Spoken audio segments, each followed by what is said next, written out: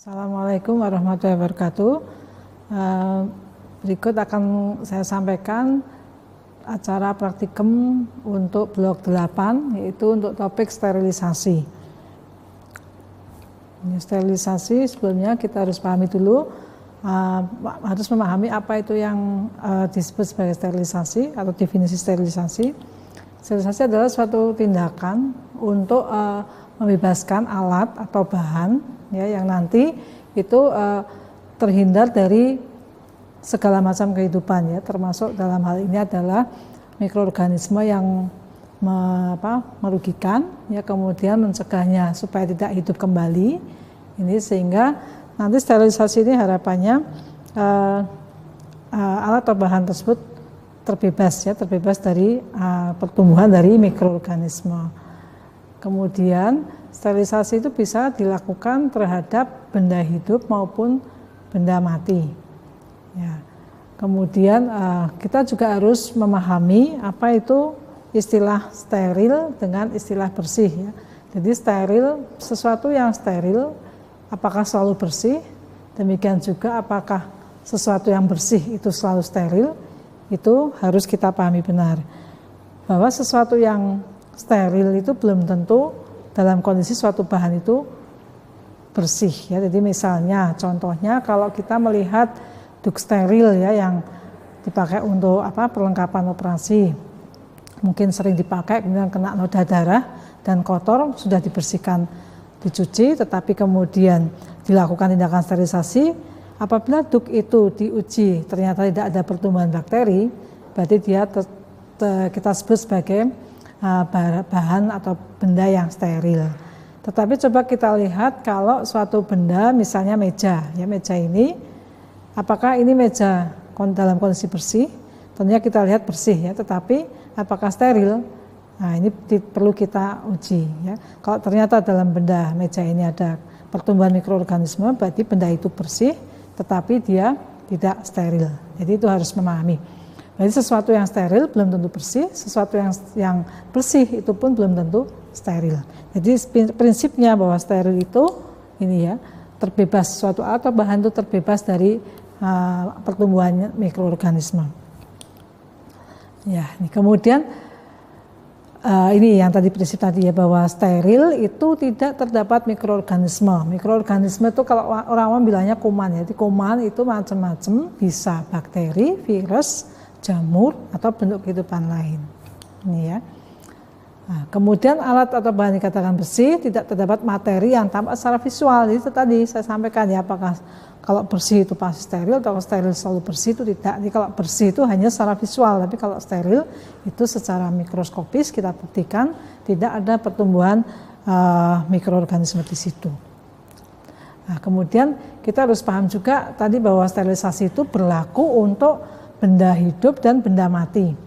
Nah, perbedaannya apa? Jadi nanti istilahnya semua tindakan sterilisasi untuk benda hidup atau benda mati itu sama ya, sterilisasi, tetapi ada perbedaannya. Nanti kalau digunakan untuk ya membunuh, menghancurkan ini ya, mikroorganisme patogen secara fisik atau kimia, tapi itu diperlakukan untuk benda mati, itu kita sebut sebagai tindakan desinfeksi. Bahan yang digunakan untuk desinfeksi kita sebut sebagai desinfektan. Ya, jadi ini khusus untuk benda yang mati. Tetapi akan berbeda kalau itu sterilisasi. Ya, kalau sterilisasi itu nanti desinfeksi itu untuk benda yang mati. Tetapi kalau antiseptik itu tindakan antisepsis itu adalah kita tindakan sterilisasi yang dilakukan untuk benda yang hidup ya, misalnya tangan kita, untuk bagian-bagian tubuh, itu namanya tindakan antiseptik ya. Jadi tindakan antisepsis, bahan yang digunakan disebut antiseptik. Tindakan desinfeksi, bahan yang digunakan disebut desinfektan. Desinfektan untuk benda mati, kalau antiseptik untuk benda yang hidup ya. Nah, jadi sterilisasi itu kita bisa lakukan secara fisik, kimia maupun mekanik ini ya. Macam-macam caranya, tergantung nanti tujuan lebih kepada pertimbangannya itu adalah alat-alat yang mau kita sterilkan ya. Tadi alat-alat bahannya, kemudian juga tadi menyangkut benda hidup atau benda mati.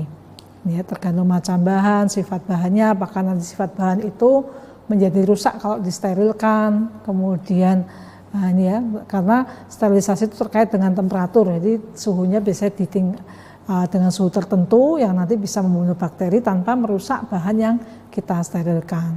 Ya, kemudian apakah bentuknya cair atau padat, nanti masing-masing bahan yang akan kita sterilkan itu akan menentukan ya pilihan sterilisasi yang akan kita kerjakan. Ini ya, kemudian sterilisasi secara fisik itu macam-macam ya. Jadi ini ada menggunakan temperatur yang tinggi atau dengan cara penyinaran ya, radiasi, atau dengan uap air panas atau dengan istilahnya autoklaf ya. Jadi uap air panas, nanti juga ada yang bertekanan, tidak bertekanan. Nanti macam-macam secara tindakan secara fisik ya. Jadi di bahan itu diberi radiasi atau dipanaskan ya, kemudian dengan temperatur tinggi tadi, atau dengan memanfaatkan uap air ya. Uap air panas itu yang diharapkan bisa merusak mikroorganisme yang ada di suatu bahan atau alat ya.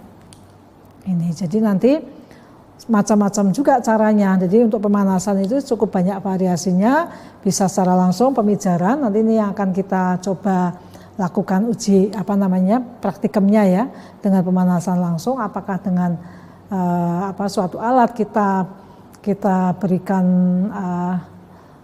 kita oleskan ya, atau kita masukkan ke suatu isolat mikroorganisme, di situ ada bakteri, kemudian kita pijarkan apakah nanti bisa benar-benar membunuh bakteri yang kita ada dalam alat tersebut. Nanti pakai OSE ini ya, pemijaran. Kemudian pemanasan kering dengan udara panas, ini hot air sterilizer ini juga suatu alat khusus yang biasanya banyak digunakan untuk alat-alat mensterilkan alat-alat dari bahan gelas ya, yang sifatnya lebih tahan panas ya. Kemudian dari bahan-bahan logam ya yang lebih tahan panas itu juga bisa dengan ini. Kemudian pemanasan basah langsung ini juga sangat sering digunakan, misalnya perebusan dengan merebus ya, beberapa alat misalnya bedah minor ya, alat bedah minor, kemudian bidan kit atau itu alat-alat yang digunakan untuk tindakan-tindakan medis ringan, itu kadang-kadang bisa kita lakukan sterilisasi dengan basah langsung ya, direbus, istilah boiling ya. Jadi perebusan ini sangat praktis, cuma memang ada kelemahannya ya. Dalam hal ini kemampuan untuk membunuh mikroorganisme hanya dalam bentuk yang vegetatif ya, tapi untuk yang spora itu dia tidak ikut terbunuh. Jadi tidak keberhasilannya tidak 100% ya bisa membunuh semua bentuk dari mikroorganisme. Kemudian pemanasan basah tidak langsung ini ada dikatakan dengan uap air panas ya, atau mungkin alat yang paling mudah atau banyak itu adalah autoklaf ini ya, yang dengan tekanan ini, bertekanannya banyak dipakai autoklaf. Jadi autoklaf ini sangat bagus ya, efisien dan efektif untuk membunuh baik itu mikroorganisme dalam bentuk spora maupun dalam bentuk vegetatifnya ya. Ini jadi lebih kuat, atau mungkin kita bisa lihat seperti alatnya seperti Presto itu ya, yang pemanasan uap air panas yang bertekanan ini ya. Pasteurisasi, tindalisasi ini juga suatu tindakan sterilisasi dengan secara fisik, tetapi dengan memberikan pemanasan yang diulang-ulang dengan suhu tertentu. Kemudian harapannya biasanya dilakukan untuk menghindari kerusakan dari suatu bahan, misalnya untuk bahan cair. Contoh pasteurisasi yang banyak digunakan adalah untuk sterilisasi terhadap bahan makanan susu ya, susu itu sering pasteurisasi. Tindalisasi juga sama dengan pemanasan berulang-ulang, tetapi dia dengan suhu yang berbeda.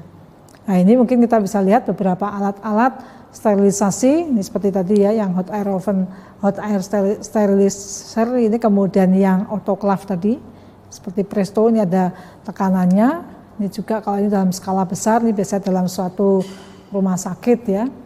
Kemudian yang ini juga ini secara sterilisasi dengan alat secara digital ya. Jadi sekarang ada yang sifatnya manual, ada yang sifat digital. Jadi tinggal men-setting, kemudian untuk suhu, waktu dan lain-lain bisa diatur. Nah, kalau ini adalah dengan radiasi tadi ya, masih dengan fisik. Radiasi itu macam-macam, ada dengan sinar UV, sinar X, gamma, dan katode. Nanti tergantung dari ini kan tergantung perbedaannya pada panjang gelombang ya, panjang gelombangnya. Biasanya untuk alat-alat medis itu digunakan dengan sinar gamma, misalnya SPED, kemasan ya, dalam kemasan SPED, atau mungkin kateter ya, misalnya kateter kalau kita beli alat-alat medis itu biasanya itu sudah dalam keadaan steril, cara sterilisasinya adalah dengan sinar gamma ya. Kemudian kalau yang sinar UV ini banyak dimanfaatkan untuk sterilisasi ruangan ya, jadi misalnya ruangan atau suatu ruangan yang diharapkan kamar operasi misalnya ya, atau kamar bersalin, kamar tindakan dalam rumah sakit itu harus ada UV di situ ya. Ini jadi UV sterilizer 4 lampu ini contohnya ya, contoh gambar UV sterilizernya. Nah, kemudian tadi beberapa yang secara fisik ya, kemudian yang kimia sangat banyak ya. Jadi kalau kimia tadi kan tindakan yang bisa kita lakukan bisa untuk benda mati ya, atau maupun untuk benda hidup. Kalau yang benda hidup namanya bahan kimianya disebut antiseptik. Tapi kalau untuk benda mati namanya desinfektan. Ini ya, jadi bahan-bahan kimia digunakan untuk desinfeksi. Nah, ini merusak jaringan, jadi sehingga nggak boleh untuk makhluk hidup ya. Ini nggak boleh untuk objek yang hanya untuk yang tidak hidup. Ya, tapi kalau antiseptik ini bisa untuk ini ya, menghambat maupun membunuh untuk nanti organ-organ tubuh kita ya, bagian-bagian dari tubuh kita bisa. Nah, kemudian yang berikutnya tadi ya, untuk yang kimia itu macam-macam ya, mungkin yang cukup familiar kan alkohol itu ya, alkohol, fenol, kemudian merkurokrom ya, itu obat merah kalau zaman dulu itu ya, kemudian ada AgNO3 ya, perak nitrat, jadi macam-macam sterilisasi secara kimia ya. Nah, kemudian tapi yang cukup banyak digunakan di lapangan itu adalah yang alkohol ya. Alkohol persentasenya 70% ya, yang itu yang digunakan. Nah, kemudian yang berikutnya adalah secara mekanik ini ya, secara mekanik itu adalah kita menggunakan filter ya atau penyaring. Nah, ini kapan dilakukan sterilisasi mekanik? Biasanya digunakan untuk bahan-bahan kalau dia itu dilakukan sterilisasi dengan fisik, dengan pemanasan ya, atau dengan kimia, ditambahkan bahan kimia, dia akan rusak ya.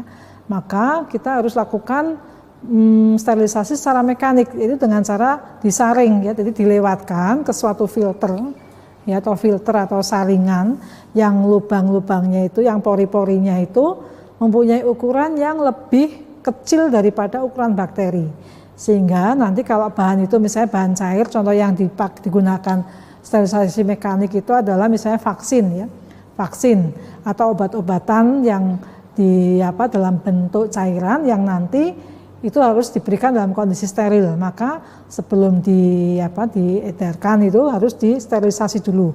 Nah, ini caranya bahan tersebut dialirkan ke suatu filter, ditampung ya dengan filter yang ukuran pori-porinya itu lebih kecil daripada ukuran bakteri, sehingga pada saat cairan itu dimasukkan, bakteri itu akan tertinggal dalam filternya ini ya. Jadi filter macam-macam, ada Chamberlain, Berkelfield ya, Sage. Nanti ini macam-macam ukurannya berbeda-beda dan nanti bisa dibaca sendiri ya. Ini kemudian ada penyaring dari gelas ya. Ya ini ya, jadi ini filter macam-macam bisa kita lihat. Jadi nanti akan dilewatkan dalam suatu ini ya, di sini ada penyaringnya, nanti akan ditampung bahannya ya. Ini filter Chamberlain. Ini juga Berkelfield ya, jadi seperti suatu wadah seperti keran itu ya, seperti ini, tapi sebenarnya di dalamnya itu sudah ada filternya ya. Ini bagian atas keramik ya, kemudian ini nozzle-nya, nah ini ya. Nah, ini biasanya nanti diharapkan nanti cairan yang masuk itu sudah bisa, atau sekarang pun ada beberapa alat-alat rumah tangga yang mempunyai prinsip kerja seperti ini ya. Jadi menggunakan beberapa lapis yang nanti bisa menyaring air dari air mentah itu dilewatkan sudah bersifat steril.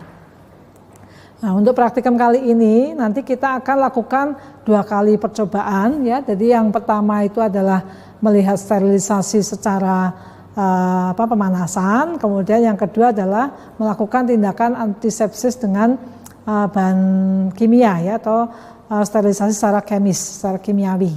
Ini ya. Jadi ini menjelaskan proses sterilisasi dan desinfeksi ini ya. Tujuannya TIK-nya memahami tujuan dari sterilisasi desinfeksi, kemudian melakukan sterilisasi secara fisik, mengetahui bagaimana kalau kita pemanasan, kemudian melakukan sterilisasi secara kimia tadi ya, dengan nanti menggunakan alkohol, kemudian betadin, dan satunya lagi kita mencuci tangan dengan sabun. Ya, kemudian alat bahan yang digunakan, ini kita pertama melihat suhu dulu ya, tadi dengan pemanasan secara fisik tadi.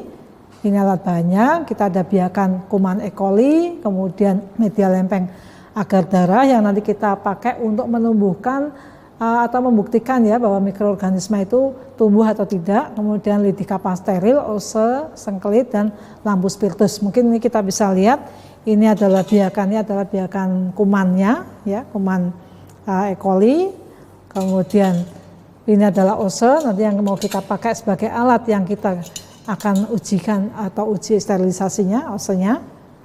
Ya, kemudian ini adalah media, ya, media TSA, media pertumbuhan bakteri yang nanti kita pakai untuk menguji apakah alat yang kita uji itu menunjukkan steril atau tidak. Ya, ini nanti kita lakukan. Kemudian ini cara kerjanya nanti. Dengan kita bagi dengan menggunakan spidol, kita bagi 3 area ya, 3 sektor dari media ini. Ya, kemudian kita tulis ya sektor 1, 2, 3. Ya, kemudian kita sterilkan ose sengkelit dengan memijarkan di atas lampu spiritus ya. Nah, cara memijarkan itu harus dari pangkal ke ujung ini ya. Kemudian di pangkal ujung, kemudian dibiarkan dingin sekitar 3 menit. Untuk sektor 1 kita ambil 1 ose sengkelit ini, kemudian dioleskan pada permukaan agar darah secara merata pada sektor 1 sebagai kontrol. Ini masih ada kontrol pertumbuhan dari E. coli. Ya, kemudian ulangi langkah kedua. Jadi langkah ini setiap kita bekerja sebelum dan sesudah ose itu harus kita sterilkan, kita panaskan terlebih dahulu ya. Kemudian yang kedua itu kita mau goreskan untuk di sektor kedua. Sektor kedua itu kita ambil 1 sengkelit, tapi ini harus disterilkan ya, seperti langkah kedua. Jadi dalam hal ini kita mau menguji apakah dengan pemijaran itu bisa membunuh E. coli yang kita ambil tadi ya. Kemudian dioleskan pada sektor kedua, kemudian sisa suspensi ini dididihkan selama 15 menit. Dilanjutkan dengan langkah ketiga, dioleskan pada agar darah sektor ketiga. Lalu setelah itu kita inkubasi selama 37 derajat selama 1 hari. Kita lihat besok bagaimana pertumbuhannya, lalu kita hitung koloninya. Ya, jadi mungkin bisa kita uji coba sekarang. Ya, sudah kita siapkan alat-alatnya. Ya, ini kita bagi 3 sektor. Kemudian ini ose yang mau kita gunakan. Kita nyalakan ininya dulu.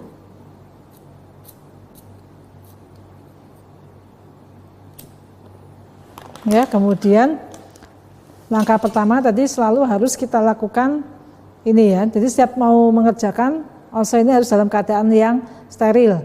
Kita panaskan, pijarkan dari pangkal sampai ke ujung.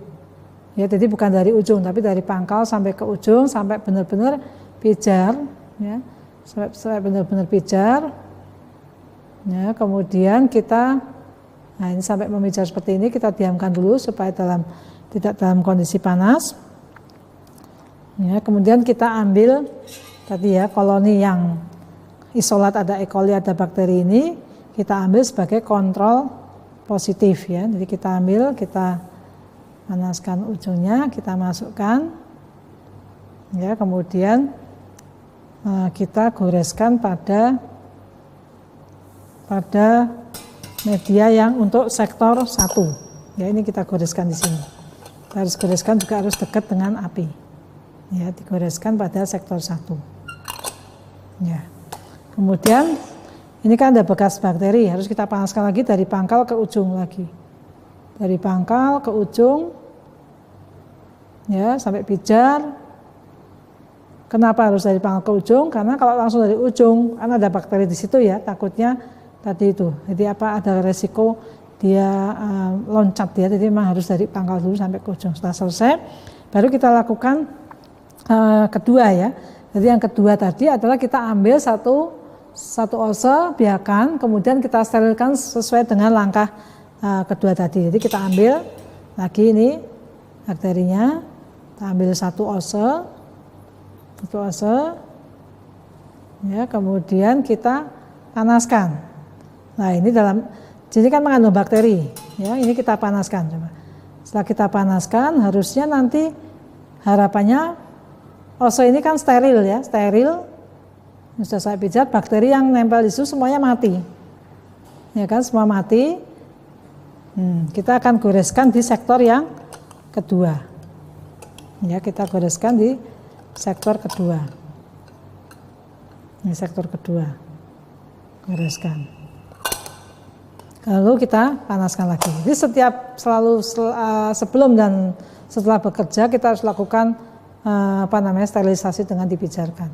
Harapannya tadi di sektor kedua semua bakteri sudah mati. Ya. Nah, kemudian yang ketiga kita panaskan ini, harapannya dengan apa ini? Kita panaskan dengan ini, kemudian melihat apakah nanti bakteri di sini mati. Ya. Harusnya kalau dipanaskan seperti ini juga harapannya mati. Kemudian kita ambil sudah mati, ya. Lalu kita goreskan lagi di sektor yang ketiga. Sektor yang ketiga. Ya, kita usapkan. Kita sterilkan lagi dengan cara memanaskan. Nah, kemudian tadi yang sudah ya, ini yang sudah kita lakukan penggoresan di sini, kita lakukan inkubasi di inkubator selama 18 sampai 24 jam. Kemudian suhu berapa itu? 37 ya, 37 derajat Celcius. Kemudian kita lihat pertumbuhannya besok pagi. Ya. Nah, kemudian kita lanjutkan untuk pengujian yang kedua. Jadi besok seperti ini ya, kita lihat sektor 1 kan tidak dipanaskan, pertumbuhannya bagaimana, pertumbuhan bakterinya. Sektor kedua tadi dipijarkan. Kalau secara teoritis harusnya steril ya, nggak tumbuh. Kalau yang sektor ketiga dididihkan, itu sebenarnya dididihkan itu juga pemanasan secara langsung ya. Ini apakah lebih efektif dididihkan, apakah dipijarkan. Nah, kemudian ini kita lihat seperti ini ya gambarannya. Ini kita bisa lihat pertumbuhan bakteri di sektor 1, sektor 2, ya, sektor 1, sektor 2, ini sektor 3. Ya, jadi ternyata kalau di sektor 1 karena tadi kan langsung ya dari isolat kemudian kita gores, ternyata ada pertumbuhan yang lebih banyak. Sektor 2 dengan ose dipijarkan langsung ternyata juga masih ada pertumbuhan sedikit. Sementara yang sektor 3 itu dididihkan, ini tadi sampai mendidih kan, ternyata semua mati, kita goreskan juga menjadi steril. Ya, jadi steril. Aturannya sebenarnya yang dipijarkan pun itu harusnya steril. Kalaupun ada pertumbuhan itu berarti tindakan sterilisasi pemijaran itu tidak optimal ya, kemungkinan pijarnya belum sampai panas. Ya. Nah, yang berikutnya adalah sterilisasi secara kimia. Nanti alat bahan yang digunakan adalah sama ya, kaldu dengan titik kapas steril. Kaldu itu maksudnya isolat tadi ya, bakteri, kemudian media agar darah atau media agar nutrin seperti ini biasa. Kemudian antiseptik yang mau kita ujikan ada 3 macam ya, alkohol, sabun, dan betadin. Ya. Kita uji, nah ini caranya sama, kita bagi media yang mau kita pakai untuk uji itu kita bagi 3 sektor, kemudian ini menjadi 4 sektor ini ya, 4 sektor, kemudian dengan spidol ya kita bagi telapak tangan menjadi 4 sektor. Jadi kita mengujinya langsung di telapak tangan kita ya, telapak tangan kita nanti dibagi 4. Yang satu nanti kita dikapas, dibasahi dengan kaldu, kemudian diusapkan pada telapak tangan sektor 1 ini sebagai kontrolnya, ditanam ya, digores, kemudian sektor 1 ini dioleskan secara merata ya, jangan sampai melukai media. Kemudian cuci sektor kedua dengan alkohol. Jadi ini maksudnya tangan kita tuh ada 4, yang satu itu sebagai kontrol, yang kedua itu nanti dengan kita lakukan tindakan dengan mengusap dengan alkohol ya, ini kita ada alkohol swab ya, kemudian kita usap di bagian tangan kita, telapak tangan kita. Kemudian sektor yang ketiga ini dengan sabun ya, kita bebas sabun apapun. Kemudian diulangi langkah ketiga ini ya, langkah ketiga ini diambil dengan swab. Jadi setelah kita lakukan pembersihan kita swab. Jadi kaldu atau NaCl ini tujuannya untuk membasahi swab ini, kemudian kita ambil, kita goreskan di 4 sektor tadi ya, kemudian sabun. Kemudian yang terakhir adalah betadin. Nah, setelah selesai semua, nanti kita inkubasi sama ya selama 1 jam, suhu 37 derajat. Kemudian dilihat pertumbuhan koloni. Nah, setelah selesai kita masukkan dalam tabel. Ya. Ya, jadi mungkin ada tabel yang kita isikan seperti tadi. Nah, nanti hasilnya kita melihat adanya pertumbuhan dari itu pada ke-4 sektor ya. Jadi harusnya nanti ada 4 sektor yang nanti kita evaluasi dari ketiga antiseptik itu apa yang paling efektif ya untuk membunuh. Ya, jadi mungkin kita contohkan satu. Yang pertama itu kan tadi tanpa ini ya 4 sektor, kemudian diusapkan langsung ya ke sektor 1 tanpa dilakukan tindakan apapun ya, misalnya seperti ini dikapas steril. Jadi baiknya memang kita harus bekerja selalu dekat dengan api atau di BSC karena di situ untuk membuat kondisi yang steril ya. Ini dengan dikapas seperti ini, kita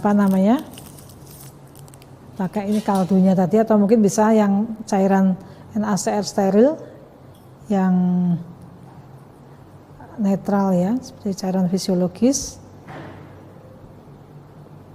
ya. Kemudian kita usap untuk yang sektor 1 adalah bagian tangan, ini kita bagi 4, ini yang sini kita basahi, kita ambil bakteri yang ada di sini, ini sebagai kontrol positif. Kita ambil, langsung kita goreskan pada media ini ya di sektor 1. Media sektor 1. Ya, setelah selesai kita buang, ini harus kita anggap infeksius ya. Kemudian yang kedua kita ulang pakai sama ya dengan dikapas ini, tetapi sebelumnya sektor tangan kita yang kedua ini kita usap dengan alkohol. Ya, dengan alkohol ini kita usap di sini. Kita tunggu sebentar sampai agak kering. Agak kering, harapannya bakteri yang ada di telapak tangan ini sudah dihilangkan oleh alkohol ya, dengan alkohol. Kemudian ini kita buka. Sebelumnya kita juga masukkan ke kaldu dulu dan NaCl steril ya.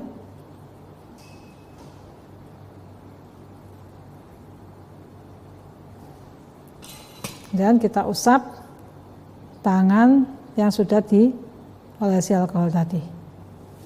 Kelihatan ya. Dah. Kemudian kita goreskan di sektor yang kedua. Sektor kedua. Ya. Ya, kemudian yang ketiga itu kita menggunakan sabun ya. Jadi sabun prinsipnya sama ya, kita cuci tangan. Nggak bisa ya sabun yang kita, atau mungkin pakai area yang sini, kemudian kita pakai sama ya, ambil sama cara kerjanya, pakai lidi kapas kita usap, digoreskan pada sektor yang ketiga. Dan yang terakhir adalah dengan betadin ya, dengan betadin itu sama, kita usapkan betadin ini di telapak tangan kita, kemudian setelah beberapa saat kita pakai swab ya dengan lidi kapas steril ini, kemudian kita lakukan pekerjaan seperti tadi 1 dan 2 di sektor yang keempat. Nah, kemudian kita inkubasi, kemudian kita lihat hasilnya keesokan harinya. Setelah kita lakukan uji sterilisasi secara kimia tadi, ya kita bagi 4 sektor, ada sebagai kontrol, kita tidak lakukan apa-apa. Kemudian yang kedua, sektor kedua adalah kita lakukan antisepsis ya dengan alkohol 70%, kemudian sektor 3 dengan sabun, dan sektor 4 betadin. Kemudian kita inkubasi, ya sudah kita lakukan pengujiannya, kita inkubasi setelah 24 jam, maka kita akan lihat pertumbuhan bakterinya. Ya, ini kita bisa lihat ternyata pada sektor pertama, bahwa sektor kontrol tidak kita lakukan tindakan antisepsis apapun, itu ternyata menunjukkan pertumbuhan yang lebih banyak dibandingkan dengan sektor 2. Sektor 2 adalah dengan alkohol 70%, ternyata tidak ada pertumbuhan sama sekali, ya tangan kita menjadi steril. Ya, kemudian sektor 3 dengan sabun itu masih ada sedikit pertumbuhan, tetapi lebih sedikit daripada yang sektor 1. Sementara itu sektor yang keempat adalah dengan betadin, juga masih ada sedikit pertumbuhan di situ. Ya, jadi kalau kita melihat hasil seperti ini, maka sektor yang paling efektif ya untuk membunuh mikroorganisme di telapak tangan kita, alkohol 70% itu cukup efektif ya dibandingkan dengan yang lain. Nah, ini memang uji sterilisasi secara kimiawi. Demikian yang bisa saya sampaikan, semoga bisa menambah pemahaman ya, dan apabila ada yang kurang paham bisa dilakukan didiskusikan. Terima kasih atas perhatiannya. Wassalamualaikum warahmatullahi wabarakatuh.